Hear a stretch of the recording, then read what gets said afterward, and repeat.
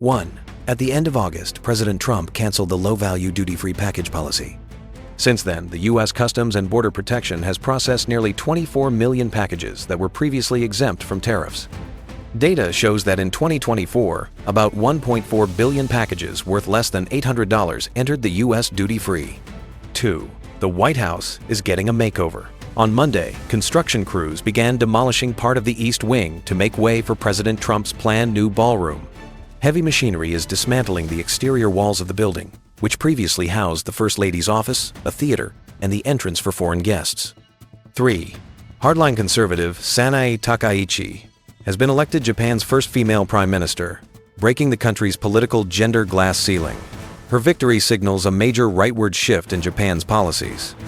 A follower of former Prime Minister Shinzo Abe and admirer of Britain's Margaret Thatcher, Takaichi plans to continue economic stimulus policies to counter stagnation and rising prices.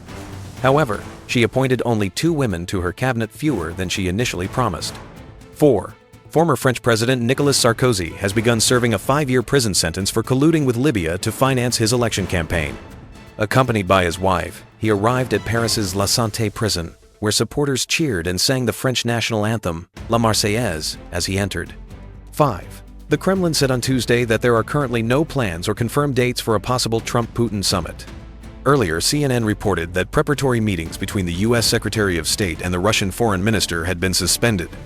6. The Dutch Data Protection Authority has warned voters not to rely on AI chatbots ahead of the national election, saying their recommendations are unreliable and biased toward 2 major parties, the far-right Freedom Party and the Labour Green Alliance. Although the Dutch parliament has 15 parties sharing 150 seats, chatbots recommended these 2 in 56% of test cases. 7. President Trump's suggestion that the U.S. might import more beef from Argentina has sparked backlash from American farmers. While the move could lower record-high beef prices, farmers argue it would hurt their profits and livelihoods.